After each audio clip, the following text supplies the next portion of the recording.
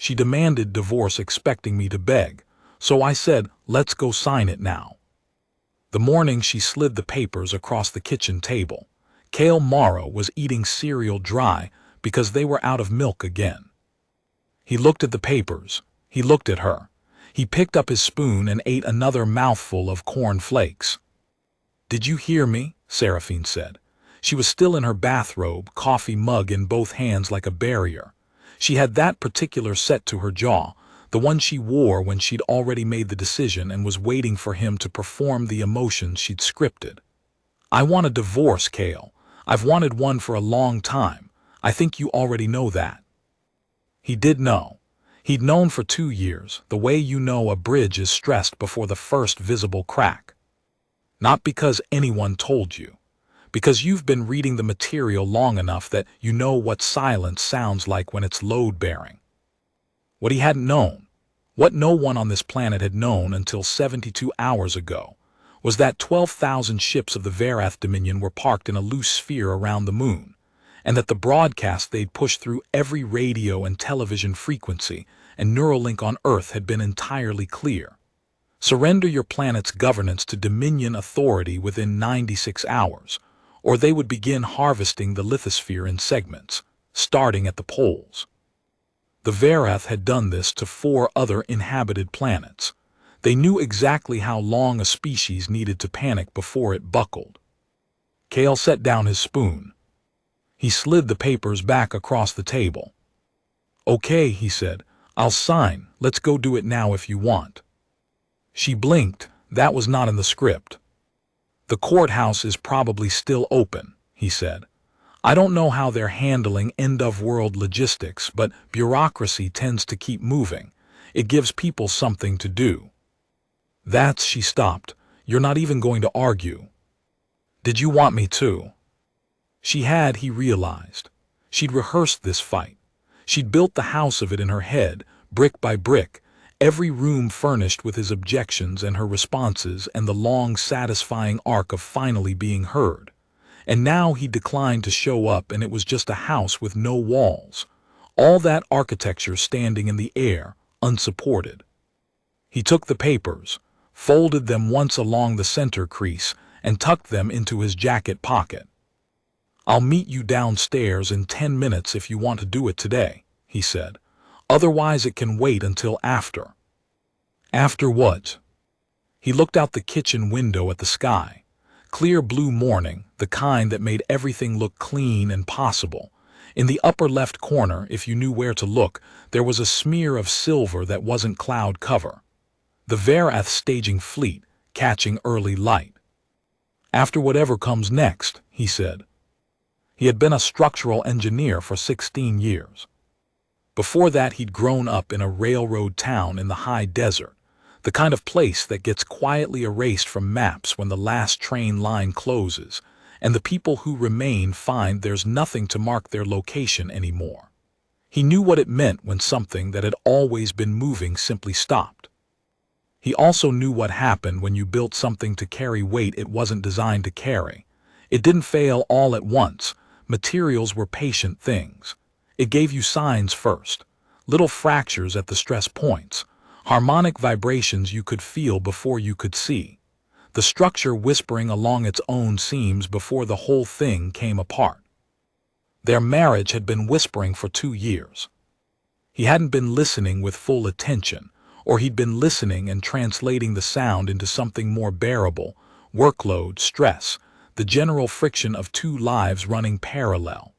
Either way, by the time she slid the papers across, the fracture had already run its full length. There was nothing to reinforce. Pretending otherwise would be the actual dishonesty. He grabbed his bag and his hard hat out of 16 years of professional reflex, then stopped in the hall and looked at himself in the mirror and laughed. It came out quiet, not quite rueful, more the sound of someone catching themselves doing something automatic that no longer applies. No construction sites today, no structural assessments. The only structure that had just been load tested was invisible and personal and already resolved. He left the hard hat on the hook. They drove to the courthouse in separate cars because neither of them suggested sharing one, and that one unspoken decision said everything that a long conversation might have said more expensively. He followed her taillights through morning traffic, watching the sky above the city buildings where the silver smear had thickened since dawn, gaining definition. Emergency broadcasts were cycling on every frequency. He kept his radio off. He'd heard enough loops of the same information repeated at increasing urgency, and information on its own wasn't the thing he was short on. The courthouse was, as he'd predicted, still operating. There was a line. People were anxious in the particular way that presents itself as rigidity, shoulders locked up near their ears, eyes moving sideways and back, voices too careful or too loud, the two extremes of people who have decided to remain functional in a situation that suggests they shouldn't have to. A man directly ahead of them was on his phone arguing about a will with someone who clearly wasn't cooperating. The woman at the counter was processing documents at a pace that was almost aggressive in its commitment, the stamp coming down clean and decisive, as if every processed form was a small vote for the idea that things could still proceed in an orderly fashion. Cale respected that profoundly. When they reached the window, the clerk looked at the papers and then looked at them. Not long, not intrusive, just a professional read of the situation. She'd probably cataloged every expression a person was capable of making on the other side of a courthouse counter, and whatever she read from the two of them made her give one beat of something almost gentle before she pulled up the forms on her screen. Joint filing. Yes, Seraphine said. Uncontested. Cale said yes. The clerk nodded and began typing with the focused efficiency of someone who knew that speed was a form of kindness today. Seraphine glanced at him sideways. He could feel the question in it, the confusion still sitting unprocessed. Why aren't you making this harder? You were supposed to make this harder. That was the whole architecture of the day, and he didn't have an answer that would translate, so he said nothing. He'd said the important things. He'd said them clearly. The rest was just the paperwork. He signed where he was told to sign. His handwriting was the same it always was, precise, slightly cramped on the upstrokes, the signature of someone who'd spent years initialing structural drawings in confined spaces. The clerk stamped the forms with that decisive sound, collected the filing fee without ceremony, and informed them processing would take 6 to 8 weeks, assuming the courts were still functioning in 6 to 8 weeks, which she said without any particular inflection, neither ironic nor alarmed, just accurate. He found her enormously impressive. Outside on the courthouse steps, the sky had a quality that hadn't been there an hour earlier. Not darker. The Vareth fleet didn't occlude light at that distance. The ships were too high and too spread, but weighted somehow, like pressure before weather. Seraphine stood with her arms crossed, squinting upward at the silver smear that was no longer a smear but a resolved formation, individual shapes distinguishable now if you had good eyes. You really aren't afraid, she said. Not an accusation this time. More like she was working through a calculation that kept producing an unexpected result. I didn't say that. You're acting like it. I'm acting like the paperwork was worth doing regardless of what happens next. He put his hands in his pockets and felt the folded papers there, his copy. Leaving things in order is, I don't know, it's a reflex. Railroad family. When my grandfather's line closed, he spent the last week cataloging every bolt in the maintenance shed. Nobody asked him to. There was no inventory required. He just needed the record to exist. She looked at him with that same quality of attention she'd had on the courthouse steps, trying to read the map. 8 years of marriage, and she was still sometimes finding rooms she hadn't known were there. I never knew that about him, she said. I never told you. There was a long moment in which the ambient sounds of the city filled the space between them. Traffic, distant sirens, a radio through an open window cycling through the same emergency broadcast, And somewhere inside that sound was the sediment of 8 years, the good years underneath the bad ones, the way it actually was when you stripped away the story you'd been telling yourself about what happened. "Take care of yourself," she said. "You too." She walked to her car. He watched her go and felt something he'd expected to feel much sooner, which was the clean ache of an honest ending. Not the messy, low-grade grief of the last 2 years, the grinding wound of two people doing continued damage to each other out of obligation, proximity, the inertia of shared leases and mutual history. This was different, cleaner, a real thing completed honestly, which made it possible to stop carrying it. He was still standing on the courthouse steps, his hands in his pockets, watching the spot where her car had been, when his phone vibrated. "Yara Sundaram, Kale, I know you've been out of the field, but we need structural people, and I need someone who isn't panicking. Conference room at the university. Now if you can." He stared at it for a long moment, thinking about what he was doing for the rest of the day that had previously seemed irrelevant. Nothing, it turned out. He went. The conference room smelled like cold coffee and the particular staleness of 12 straight hours of continuous human occupation. The air of people who'd stopped noticing what they were breathing, because they'd stopped noticing anything that wasn't immediately relevant to the problem. 7 people around the table. 2 physicists, a materials engineer named Chavez who Kale had crossed paths with at a conference 3 years back, a linguist with close-cropped hair, and the specific exhausted focus of someone running on competence and stubbornness.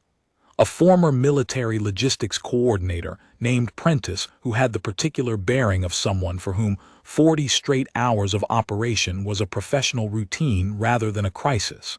And Yara herself, who'd spent the last 4 years running the university's xenoarchaeology program on the strength of 3 alien artifacts recovered from the Atacama Desert, and an argument she'd been making to increasingly skeptical funding committees. The 4th artifact was on the table. It wasn't remarkable to look at. A disk of gray material, matte enough to make it difficult to judge the surface, not quite metal, not quite stone, something in between that absorbed light in a way Kale's eyes kept trying to compensate for. About 40 centimeters in diameter. On one face, a pattern of channels cut into the material with surgical precision, not random, not decorative, structured in a way that immediately suggested language to anyone who spent their professional life reading structures. "It looks like a ticket," Kale said, which was what he'd been thinking from the moment he sat down. The linguist looked up sharply, but not with irritation, more like someone who just heard a chord they'd been searching for. "Not literally," she said, "but that's the closest functional analogy. It's an authorization. A pass. The channels correspond to segments of the Vereth broadcast we've been cross-referencing for the last 20 hours, and the match rate is above 80%, which means this object, recovered from the Atacama, was made using the same symbolic language the Vereth just used to issue their ultimatum." She paused. "This object is at minimum 200 years old." "Which means," Prentice said from across the table, "someone was in contact with the Vereth 200 years ago." "Or was part of the Vereth system," the linguist said. "Or was a civilization that had close enough interaction with them over a long enough period to develop objects that carry their symbolic language fluently. Either way." She leaned forward. "This is not first contact." The room had a particular quality of silence after that. The silence of people who have just had the frame they were working inside replaced by a larger one. Kale was looking at the channels. He'd spent 16 years reading structures, the way materials expressed their engineering through their shape, the way a bridge's form told you its function if you'd learned the language. The channels in this disk told a story if you read them as intention rather than as marks. They spoke of passage, of legitimate movement, of something sanctioned. He reached out and turned the disk over. The underside was smooth, clean and unornamented, except for one feature, A single channel cut with a slightly different depth and angle than the work on the obverse face. A single line running from the center of the disk to its edge. Like a train line on the simplest possible map, a single route, a beginning and a terminus. "This isn't their work," he said. The linguist stood up from her chair. "The channels on this face," he indicated the authorization face, the complex structured surface. "Yes, that's consistent with what you're describing. Authorization, pass, legitimate passage, I understand that argument and it reads true to me structurally. But this line on the back is not the same hand. The cut depth is measurably different. The angle of approach is different. Someone used a different tool, or the same tool differently, or made this mark in a different context with different intent. Someone else had this object and added to it." He set the disk back down in the center of the table, both faces up where everyone could see. "They were marking it," he said, "like you'd mark a document you received and were passing on. I've been here, I held this, I added this." A silence. Prentice said slowly, "Or there's another line." The next 43 hours compressed time the way that crises do. Not so much that they became unreal, but that they became hyperreal, every hour denser than the ones that usually preceded it, everything unnecessary stripped away by the simple pressure of what was necessary. Cale didn't sleep more than 5 hours total. He ate badly and drank coffee that had been sitting in machines, and focused with an attention he hadn't brought to his work in years, maybe ever. The kind of attention that's only available when everything else falls away, when the things you were carrying that you didn't need to be carrying get set down, one after another, and suddenly your hands are free. What they were not building was a weapon. This needed to be clear in his own thinking, because the temptation in crisis is always toward force, toward the comforting clarity of opposition, of a thing to point at and strike. The Verath had 12,000 ships in staging formation above the moon. Force was a fantasy, not even a useful fantasy, the kind that generates action at the expense of outcome. What they were building was a response, a message constructed in a language the Verath would recognize as legitimate, their own authorization framework, their own symbolic architecture, returned to them with an additional element they hadn't written. The single channel on the reverse face. "There's another line." The linguist, her name was Dr. Akaffer, and she'd been working in xenolinguistics for 12 years on the theory that the Atacama artifacts were a grammar rather than objects, had been running cross-referencing analyses that increasingly suggested the channel was not a random mark, but a deliberate communicative addition to an existing document. And the civilization that had made that addition, she was increasingly confident, was not the Verath. It was a species called the Raheshi. The name came from the Verath broadcast itself, one of the 73 distinct cultural references embedded in the transmission that the linguist had cataloged in her first 12 hours of intensive analysis. The Verath apparently had a habit of including historical context in their communications, whether as courtesy or as an assumption of shared knowledge.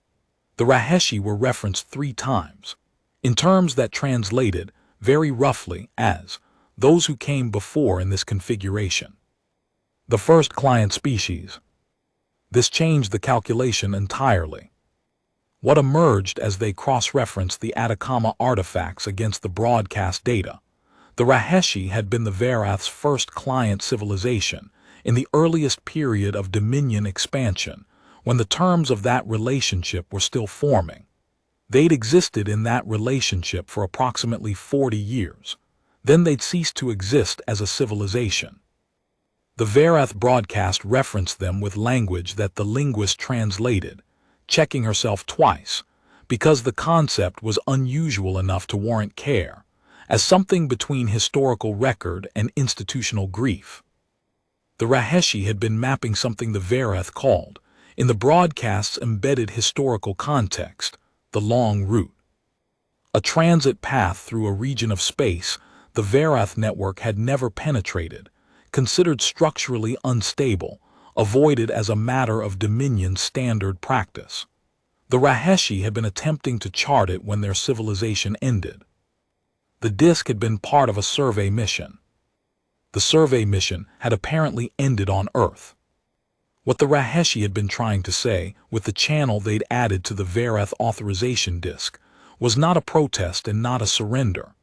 It was a gift to whoever came later, embedded in the one object that would survive Verath scrutiny because it was, on its primary face, entirely Verath, legitimate, authorized, unthreatening. They'd hidden a message inside the enemy's own documentation, and trusted that someone would eventually read both sides. Cale kept coming back to his grandfather in the maintenance shed, every bolt cataloged, the inventory nobody asked for, sitting in a ledger that might never be opened, organized out of principle rather than expectation. Some things you do because they're right, because the alternative is to stop being the kind of person who does them, and that's a cost you're not willing to pay. The message they broadcast back to the Verath was 39 seconds long. It used the authorization disk as its structural basis, physically scanned, transmitted as its own primary element, the Verath authorization language on the obverse face establishing legitimacy, the Raheshi channel on the reverse establishing context. What they added was built in the framework of the Verath's own transit symbology, the language of routes, networks, passages, connections, the language of infrastructure, which the Verath understood better than any other because it was the foundation of everything they'd built. The message said, rendered into English as closely as Dr. Akafer could manage while preserving the structural meaning, we are not a junction, we are not a waypoint, we are a terminus, but a terminus that connects to a line you have not mapped. We hold the partial chart for the long route. We received it from the civilization you remember. We are prepared to discuss what this means for the current calculation. It was an enormous bluff with a real foundation. They did not have the complete map. They had a partial map. The channels on the disk read as geographic coordinates in the Verath transit coordinate system, which gave them maybe 30% of a route that required more than they currently possess to be navigable. But the structural logic was sound. You do not demolish a terminus that might connect to something you haven't fully charted. You stop. You investigate. You enter a different kind of conversation with the people who are standing at that terminus. You renegotiate. The Verath went silent for 19 hours. Cale slept 5 of them on a cot in the corner of the conference room. He was not expecting to dream. He'd never been an easy sleeper, and the room was full of people and noise and the continuous low hum of equipment. But he did dream, and what he dreamed surprised him with its clarity. He dreamed of the courthouse steps, the specific quality of light on a clear morning, clean and cold, the silver formation in the upper sky, Seraphine's taillights.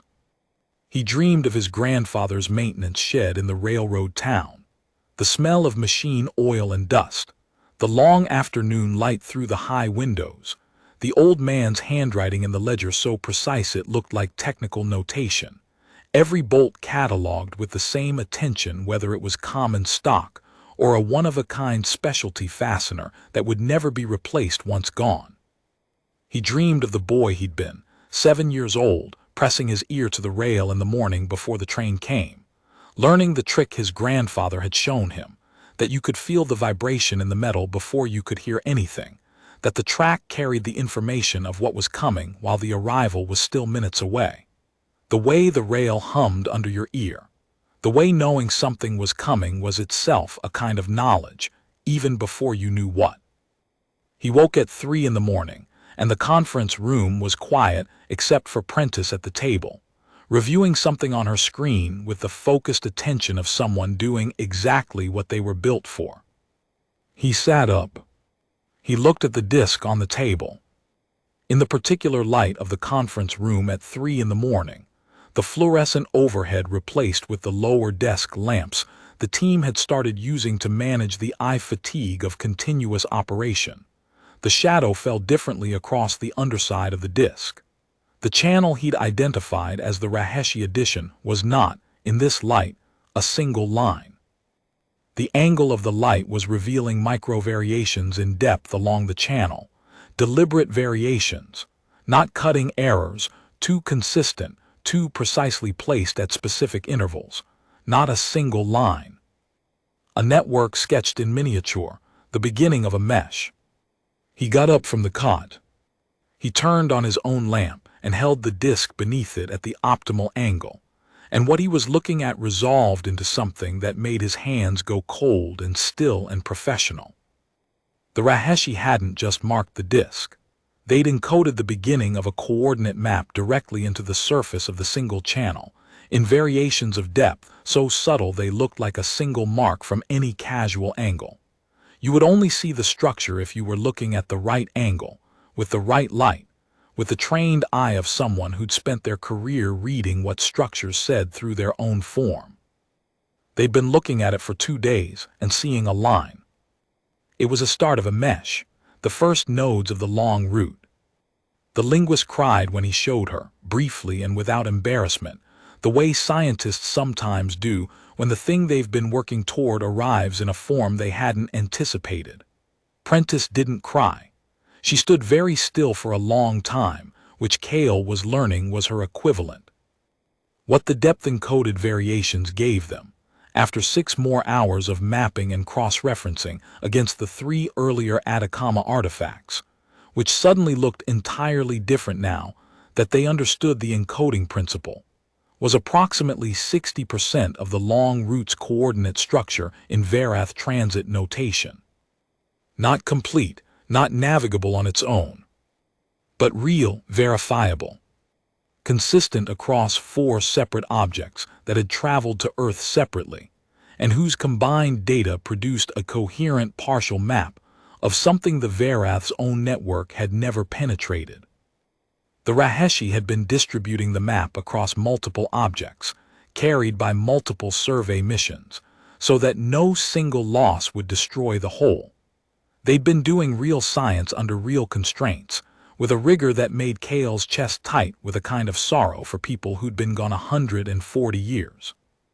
The second message they sent to the Verath contained the 60%.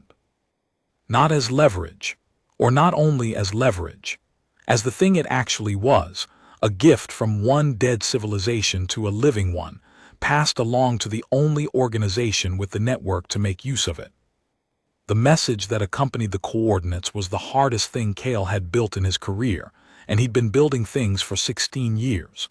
What he was trying to say was, we received something that wasn't addressed to us, and we treated it with the care it deserved.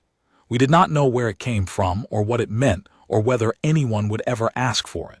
We took care of it anyway. We are the kind of civilization that does that, and we think you should know what that means for what we are to each other. The architecture of the message distributed that meaning across its own structure, the way a bridge says what it is through its form, not through any label. Dr. Akafer translated it into Verath symbology with a precision that required her to essentially reinvent 3 concepts they had no existing notation for. They sent it. The Verath response came 7 hours later, and it was not what anyone in the room had shaped their expectations around. Not acceptance of terms. Not rejection. Not a military action. A question, rendered through the translation architecture, cross-checked twice by Dr. Akafer before she'd bring it to the group. 4 words that arrived with the weight of a much longer conversation contained in their structure. How do you have this? Cale stared at the translation. Not is this authentic. Not demonstrate your claim. Not we don't recognize this map or this encoding or this species. The question presupposed all of that, presupposed recognition, authenticity, provenance, and went directly to the thing that hadn't yet been explained. They know it's real, Akafer said very quietly. They recognize the Raheshi encoding immediately. That question isn't skepticism. That question is, they already know the answer makes sense and they need to hear it said out loud. Why? Prentice asked. Because, Cale said slowly, it matters to them how we got it. He sat down and started composing the response. The answer was simple in its facts and complicated in its meaning. The simple part: a Raheshi survey drone had crashed on Earth during a mapping mission, probably while the Raheshi were still a going concern or in the final collapse period. The crash site had preserved 4 objects across several centuries of burial in the Atacama's preservative aridity. 4 years ago, a xenoarchaeologist with exceptional judgment had identified them as significant, had fought for the resources to study them, had kept them safe and documented and available. The complicated part, the part that mattered, was everything that surrounded those facts. That they hadn't known what they had, that they'd treated it as important anyway, that they'd kept it available rather than locking it in a vault or selling it or using it as a prop in a political argument or losing it in a bureaucratic reshuffle.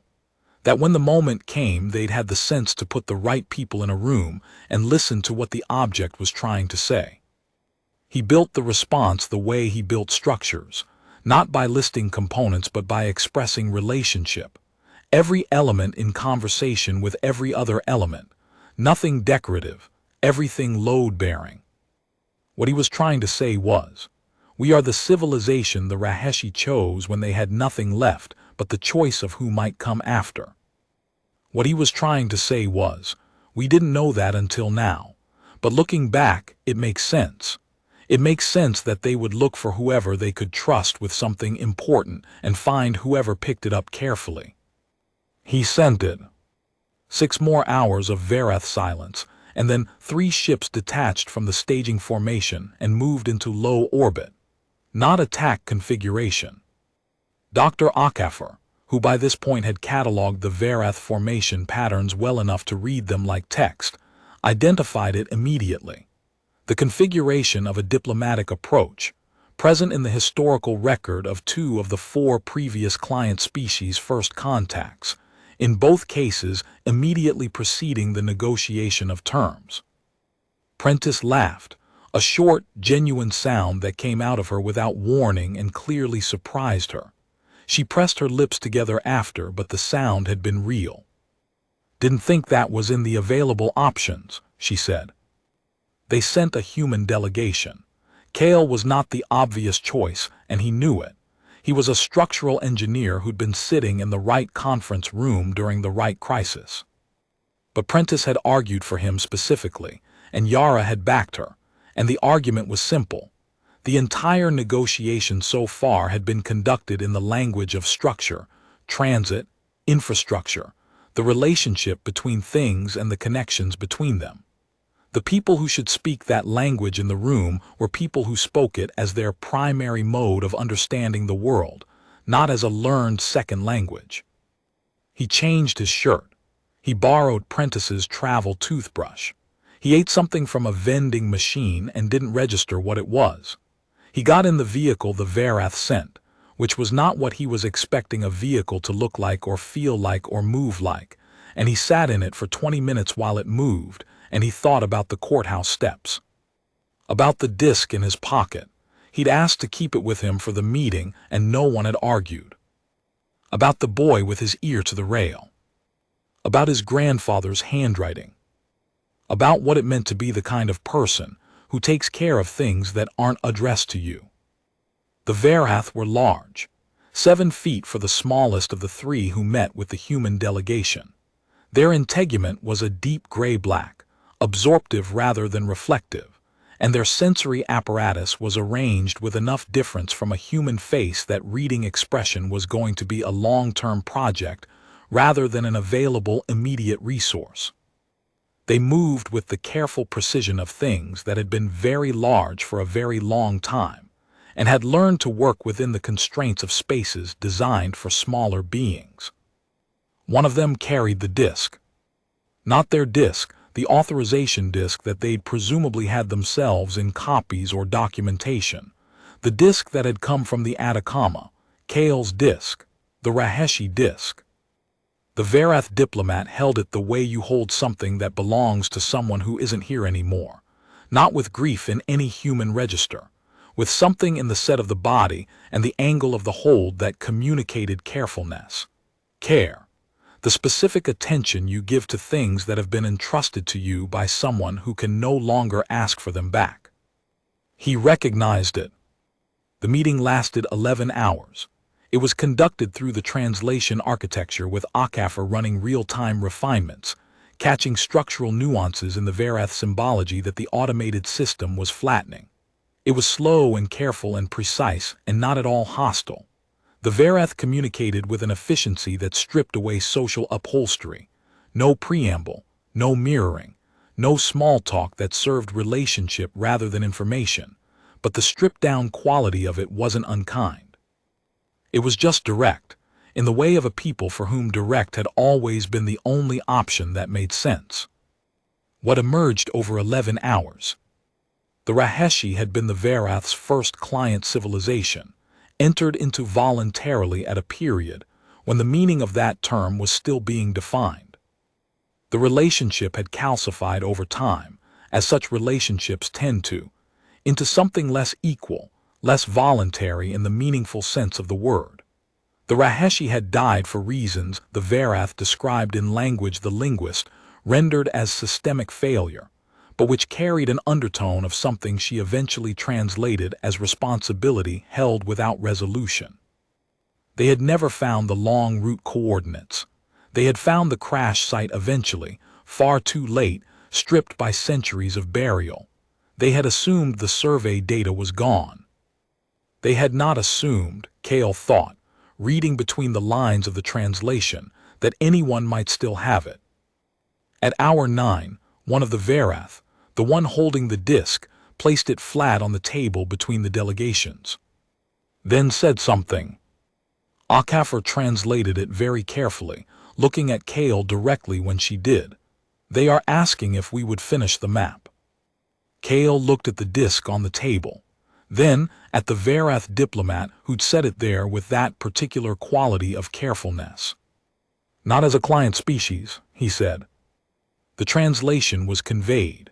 The response took 11 minutes to come, not because the Verath were uncertain, he thought, but because they were finding language for a concept that their existing vocabulary had not fully built out. The closest rendering HFY could produce, as the civilization that the Raheshi chose to receive it. Not a client species, not a waypoint, not a junction in someone else's network, the inheritors of a dead civilization's last careful act.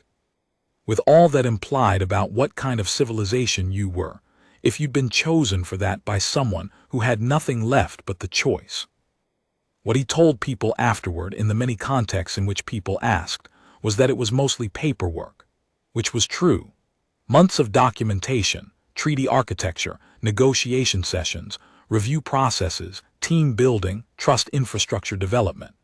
The kind of work that doesn't have dramatic moments because the whole thing is one long sustained effort of showing up and doing it right, which is what all real work actually is, which is why people prefer the versions with dramatic moments. What he kept for himself, what he didn't usually say, was the moment at the very end of the first meeting, when the lead Verath diplomat produced a secondary disc, smaller than the first, freshly made, with the particular quality of something manufactured recently rather than centuries ago, pressed it into the translation surface so the rendering could be shared. It said pass granted, destination the long route survey, issued to the third planet, route new. He looked at it for a long time. His grandfather's handwriting, the maintenance ledger, every bolt cataloged because that was what you did with what was entrusted to you. You took care of it, you recorded it, you kept it available for whatever came after. He thought of Seraphine's taillights in the morning. The clean ache of an honest ending, the particular relief of not carrying something that was finished. He thought of a boy with his ear to the rail, feeling the vibration of something enormous before it arrived, learning to know from the quality of the hum whether it was a freight train or a passenger express, learning to read information through structure before the thing itself was visible. He pocketed the new disc next to the old one. Not as a souvenir, as a reminder of what the Raheshi had understood about what it meant to leave something for whoever came next, and what it meant to be the civilization that picked it up and brought it home carefully. Months later, early autumn, Kale was at a cafe near the university working through documentation. There was always documentation. The treaty alone had generated enough to fill a research library, when a shadow fell across his table and he looked up. Seraphine.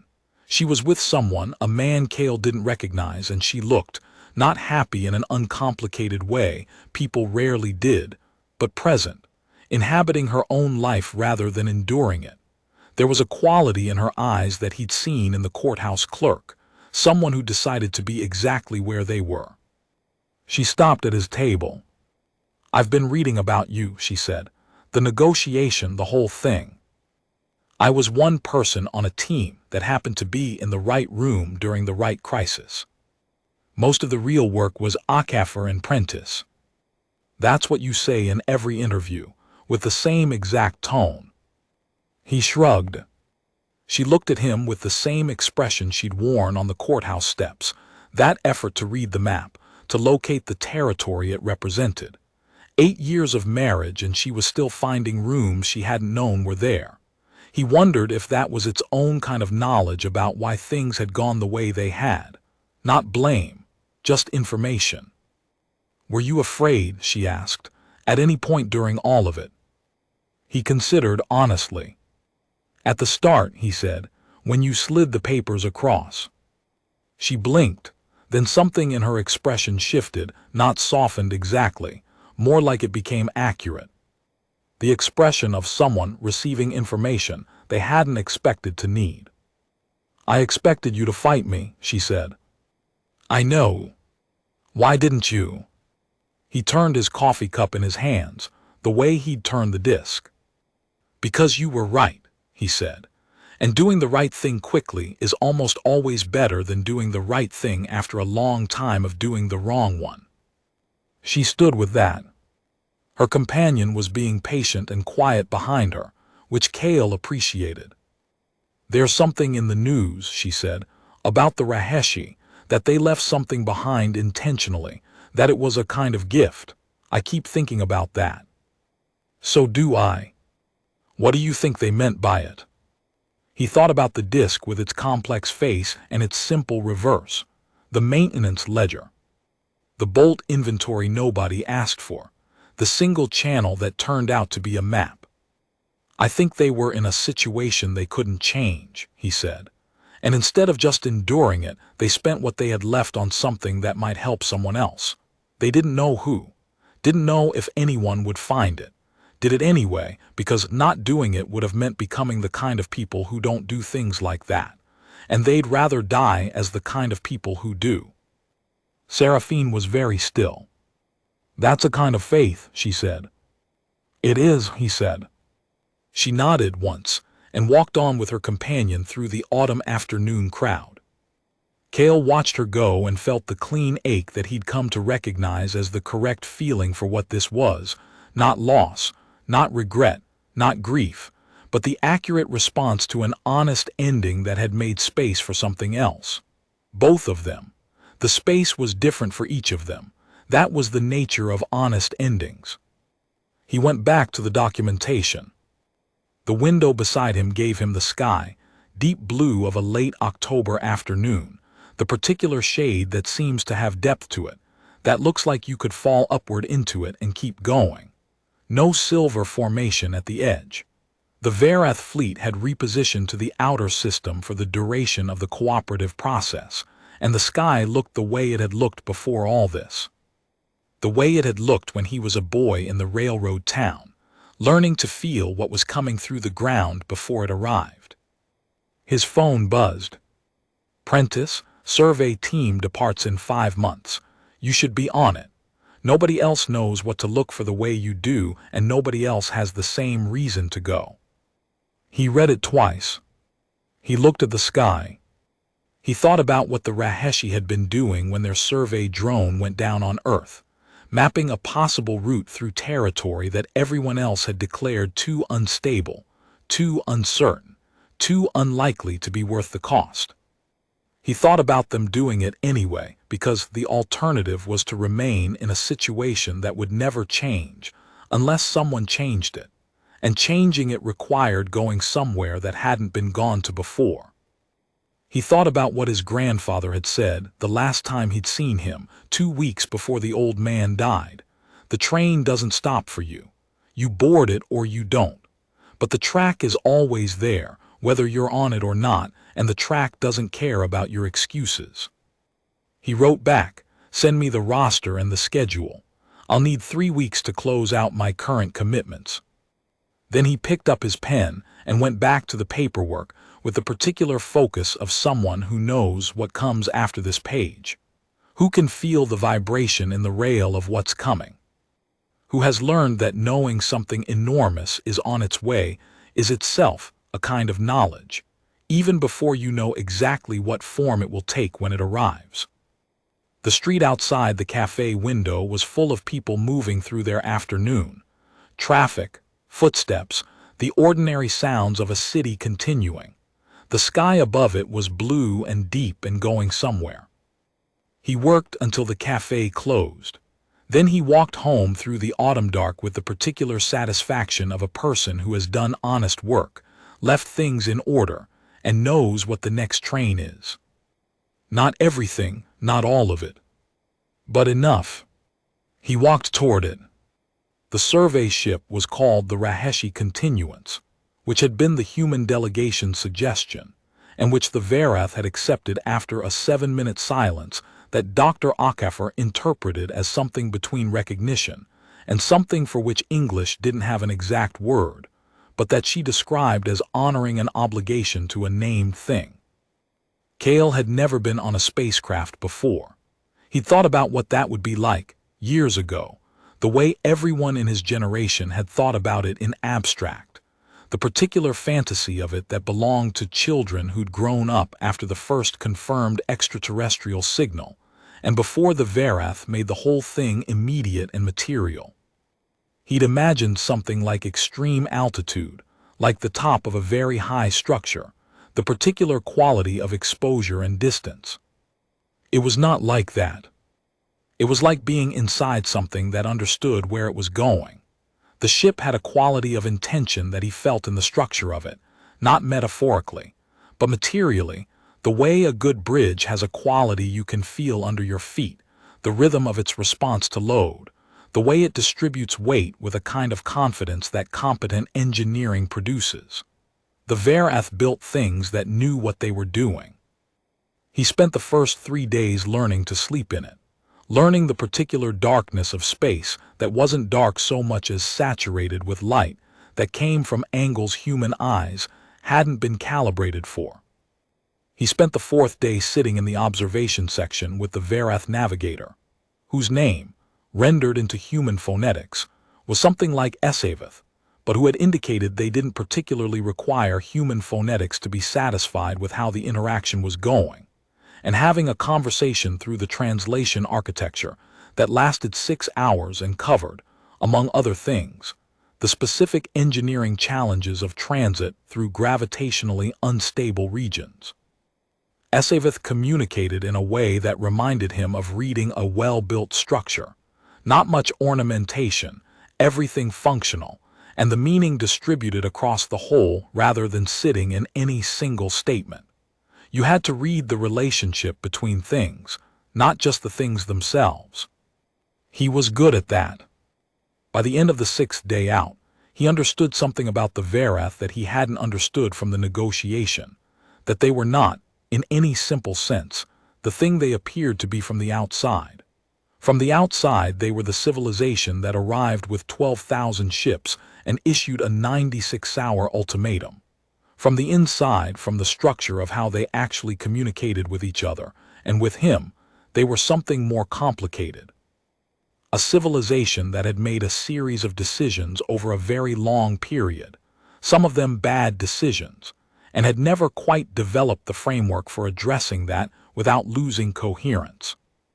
Client species to the Verath had served a structural function in that framework, waypoints, junctions.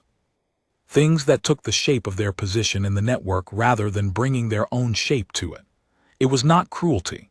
It was, in its way, a failure of imagination, the specific failure of a civilization so large and so long established that it had stopped being able to picture what it didn't already know. The Raheshi had been the exception that had broken that pattern briefly in the early period before the calcification. They'd been imaginative. They'd been the kind of people who went into unstable territory with careful instruments and a belief that the information on the other side was worth the cost of getting it. And when the relationship with the Verath had calcified around them and it was too late for any exit, they'd put what they had left into a message that said, "Someone will come after. Let's make sure they have what they need." The Verath had not known how to carry that. Not because they weren't capable of caring. They were. Kale had confirmed that over 6 days of conversation. But because their entire structural framework for relating to other civilizations didn't have a space for grief or debt, or the specific obligation of the living to the dead. Earth was going to have to teach them that, or at least model it, by being the kind of civilization that does the thing even when the person they're doing it for is already gone. He thought about that in the observation section on the 7th night, watching the star field shift as they moved into the transit corridor that the Raheshi had partially mapped, the one that the Verath had never been willing to enter because the navigation challenges were real, and the Dominion's risk calculation had always been, why go somewhere difficult when there are so many easy places left? The answer the Raheshi had known, and that he was beginning to understand was, because the difficult places are where you find the things that change what's possible. He wrote it down in his personal log, in the same precise handwriting he'd inherited from his grandfather. The difficult places are where you find the things that change what's possible. Then he added, because it was true and he wanted the record to be accurate, also because there is no such thing as a civilization that stays good at easy places. You stop using what you're capable of and it stops being available. Imagination is a muscle. The Raheshi knew that. That's why they sent children to be the ones who kept them alive. He looked up from his log. The star field through the observation window was doing something he hadn't seen before, a quality of light distribution that Esavith had tried to explain, and he hadn't fully understood until he was looking at it directly. The unstable region the Dominion had always avoided wasn't dark, as he'd imagined. It was the opposite. Too much light, coming from too many angles. The stars in this corridor clustered more densely, and moving relative to each other in ways that made conventional navigation a different problem than the Verath standard systems were built for. It was beautiful in a way that made the back of his eyes ache. He thought about the boy in the railroad town, pressing his ear to the ground, learning to feel what was coming before you could see it, learning that the information was in the material always if you knew how to listen.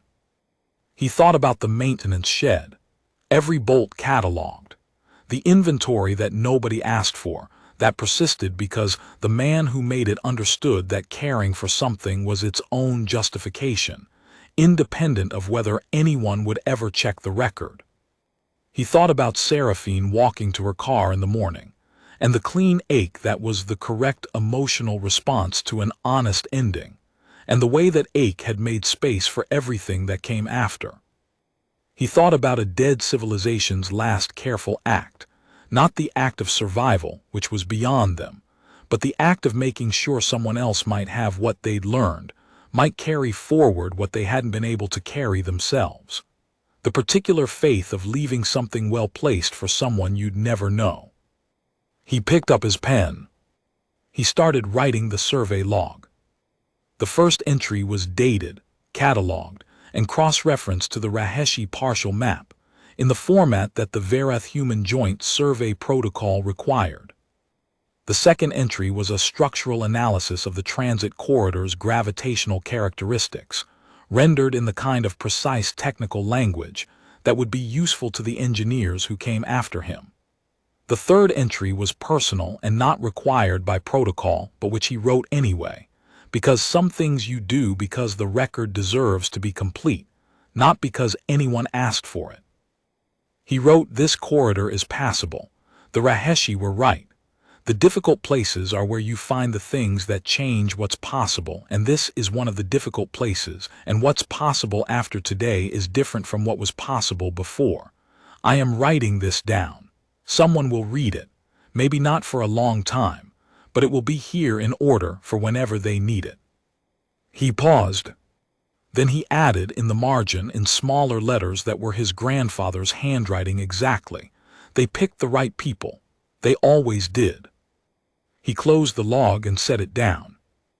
Outside the observation window, the light-dense star field of the long route corridor spread out in every direction, vast and bright and complicated, full of things that hadn't been mapped yet, and were waiting, with the patience of stellar objects, for someone to come out here with careful instruments and good faith, and the particular stubbornness of a civilization that knows the difference between things that are finished and things that have just begun. He leaned his head back against the chair. He felt the ship move, not the physical sensation of motion. The Verath drive systems were smooth past the point of perception, but the sense of it he'd carried since childhood. The information in the material, the knowledge that something enormous was in motion, that the track was live and the train was running, that wherever this was going it was going there honestly, and with full attention, and that was, at the end of everything, the only thing that could actually be asked of anyone. He went to sleep. When he dreamed of a maintenance shed in the high desert, and a man in overalls writing in a ledger, and a boy with his ear to a rail in the early morning, and the particular quality of a vibration that tells you, something is coming. Something worth being here for. The long route took them 11 days to survey. Not to complete. Completion would require years and multiple expeditions, and the kind of sustained organizational commitment that treaties were built to support. But 11 days to confirm that the Raheshi had been right, that the corridor was navigable with the proper instruments and the proper attention, that the light density and gravitational variability that the Verath systems had always flagged as too uncertain were in fact uncertain in a specific, mappable way that careful survey work could render into reliable navigation data. On the 9th day, they found the first Raheshi survey marker. It was a small thing, a beacon of Raheshi manufacture, broadcasting on a frequency the Verath recognized as Raheshi-era survey protocol, carrying a signal that translated as, "I was here. The data I collected follows." The data was partial, degraded after 140 years of operation on minimal power reserves, but real, honest, made by people who'd been out here in conditions the Verath had always called too difficult, making records for whoever came after. Esavith held the recovered marker for a long time, turning it in hands designed for working with things more massive than what humans built their tools for, and said something that the translation architecture rendered as, "We were not ready to find them again." Kale thought about this. "Were you ready now?" he asked. Esavith considered for a long time. "I do not know," was the response, "but you were here, that seems to matter."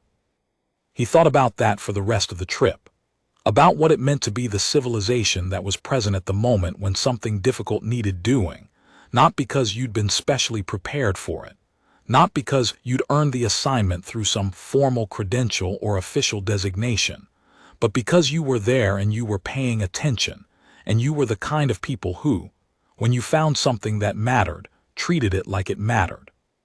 He thought about Dr. Akafer, who'd spent 12 years working in a field that most of her funding sources considered a waste of resources, on a theory that most of her colleagues considered wishful thinking, keeping 4 small gray disks in a documented archive, because they deserved documentation regardless of whether anyone ever asked for it. He thought about Prentice, who'd spent a career in logistics that nobody romanticized and everybody depended on, who'd understood immediately and without drama that the only available move was renegotiation, and that renegotiation required leverage, and that the disk was the leverage. Because she'd spent 20 years building the kind of judgment that reads a situation clearly without needing it to be simpler than it is. He thought about Yara, who named her program Xenoarchaeology in a funding environment that wanted the word to be astroarchaeology, because it sounded more legitimate, and who'd refused because xenoarchaeology was accurate, and she was not in the business of naming things to make them sound like something they weren't. He thought about the courthouse clerk who'd processed the papers with committed efficiency and told them processing would take 6 to 8 weeks, assuming courts were still functioning, without irony and without drama, because the work was worth doing and the work was hers to do. He thought, inevitably, about his grandfather, who had closed a railroad with full dignity and then opened a trucking company and hired every man who'd worked the line, because the territory was the same even when the vehicle changed, and you didn't abandon territory just because the original infrastructure was gone. The survey was finished on day 11.